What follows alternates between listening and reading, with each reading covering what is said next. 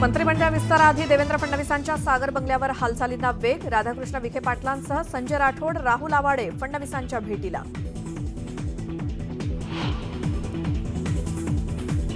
शिवसेनेची यादी उशिरा गेल्यामुळे नागपुरात मंत्रिमंडळ विस्तार. न्यूज 18 लोकमतला सूत्रांची माहिती. नगरविकास खात्यासाठी शिंदे आग्रही असल्याची माहिती.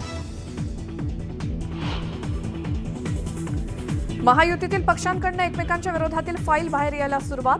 नागपूर अधिवेशनात स्फोट होणार, संजय राऊतांचं सूतोवाच.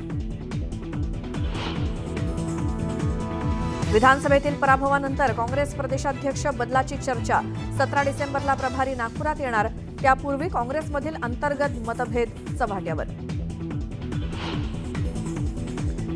आदित्य ठाकरे आज दादरमधल्या हनुमान मंदिराला भेट देणार, तर सोमय्या दुपारी 4 वाजता मंदिरात जाणार. 80 वर्ष जुन्या मंदिराला रेल्वे प्रशासनाकडून नोटीस आल्यानं भाविकांचा संताप.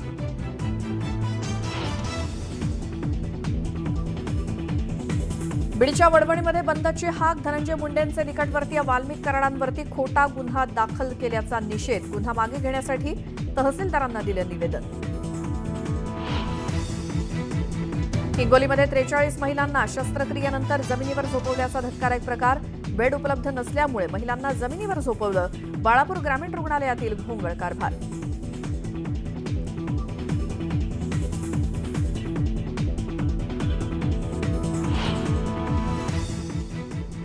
नमस्कार, मी श्वेता. तुम्ही बघताय न्यूज 18 लोकमत. दुपारचा 1 वाजतोय. दुपारच्या बातम्यांमध्ये तुमचं स्वागत. सुरुवात करूयात महत्त्वाच्या बातमीनं. राज्य मंत्रिमंडळ विस्तारामध्ये शिवसेनेकडून सर्वाधिक नव्या चेहऱ्यांना पसंती देण्यात आली आहे. न्यूज 18 लोकमतला वरिष्ठ सूत्रांनी माहिती दिली आहे. शिवसेनेच्या यादीमध्ये अनेक ज्येष्ठ माजी मंत्र्यांना नारळ मिळालाय असं देखील कळतंय.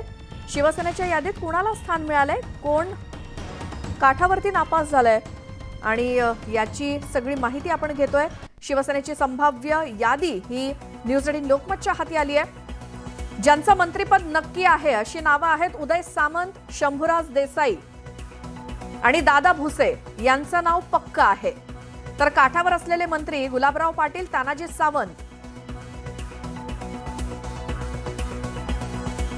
आणि नवीन चेहऱ्यांना मंत्रिपद जे मिळणार आहे त्यांची नावं अशी आहेत: भरत गोगावले, राजेश क्षीरसागर, प्रताप सरनाईक, अर्जुन खोतकर, भावना गवळी, मंगेश कुडाळकर, प्रकाश आबिटकर अशी नावं ही नवे चेहरे अशी म्हणून समोर येत आहेत. अधिक माहिती आपण घेऊयात. आमचे प्रतिनिधी उदय जाधव आपल्या सोबत आहेत.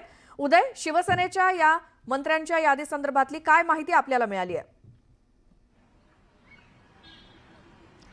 राज्य मंत्रिमंडळ विस्ताराला अवघे काही तास उरलेले आहेत. 24 तासांचा अवधी उरलेला आहे आणि पुढचे काही मिनिटं अत्यंत महत्त्वाचे आहेत, कारण पुढच्या काही मिनिटांमध्येच ज्यांना मंत्रिपदाची शपथ घ्यायची आहे त्यांना फोन यायला सुरुवात होणार असल्याची माहिती मिळते आहे.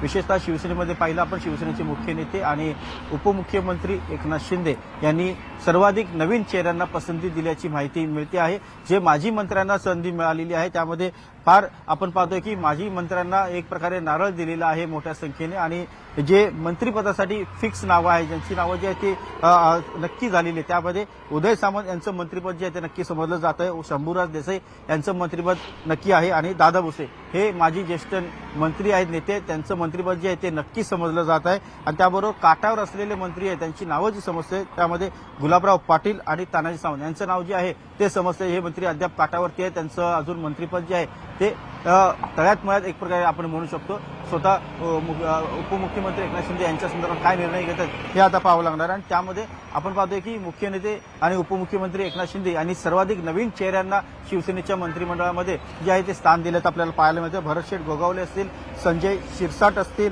प्रताप सरनाईक असतील, अर्जुन खोतकर असतील, भावना गवळी असतील, मंगेश कुडाळकर असतील, प्रकाश आंबेडकर असतील, असे हे नवीन चेहरे जे आहेत त्यांचं नाव आपल्याला पाहायला मिळते.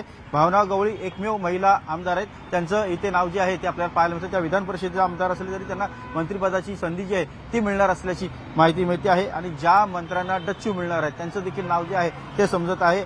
संजय राठोड असतील माजी मंत्री, अब्दुल सत्तार असतील माजी मंत्री आणि दीपक केसरकर हे माजी मंत्री, ज्यांना डच्चू मिळणार असल्याचं माहिती समजते आहे.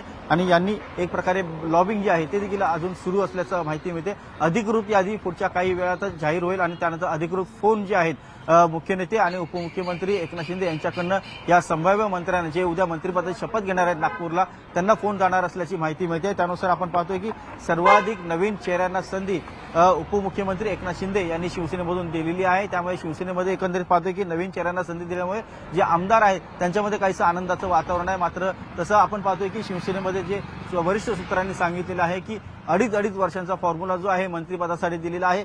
जे पहिले मंत्रिपदाची शपथ घेणार आहेत पहिल्या टर्ममध्ये त्यांना पहिले 2.5 वर्ष जे आहे ते मंत्रिपद मिळणार आहे. त्यानंतर पुढची 2.5 वर्ष जे आहेत ते इतर मंत्र्यांना जे आहे मंत्रिपदाची संधी मिळणार आहे. त्यामुळे शिवसेनेच्या कोट्यामध्ये जितके मंत्री येतील जे सांगितलं जाते की साधारणतः 12, 13 किंवा 14 अशा आकड्यांमध्ये शिवसेनेला मंत्रिपद मिळण्याची शक्यता आहे. त्यामुळे हे मंत्री जे आहेत ते 2.5 वर्षांनंतर त्यांना सोडावं लागेल. नंतर पुढच्या 12 मंत्र्यांना मंत्रिपद जे आहे ते मिळणार आहे. म्हणजे एकंदरीत शिवसेनेमध्ये 24 ते 25 मंत्रिपद जे आहे ते पुढील 5 वर्षामध्ये होणार आहेत. एक प्रकारे एक सामाजिक आणि प्रादेशिक समतोल जो आहे तो राखण्याचं एकूण कौशल्य जे आहे उपमुख्यमंत्री एकनाथ शिंदे यांनी दाखवलं असल्याचं माहिती मिळते. एकूणच नवीन चेहऱ्यांना ज्या प्रकारे संधी त्यांनी दिलेली आहे बरोबर. त्यामुळे एकूणच शिवसेनेमध्ये पक्षांतर्गत त्यांनी भाकरी जी आहे ती फिरवलेली आहे. त्यामुळे नवीन चेहऱ्यांना अधिक संधी जी आहे ती एकनाथ अगदी शिंदे यांनी बरोबर. दिल्याचं आपल्याला पाहायला मिळतं. उदय, सगळ्या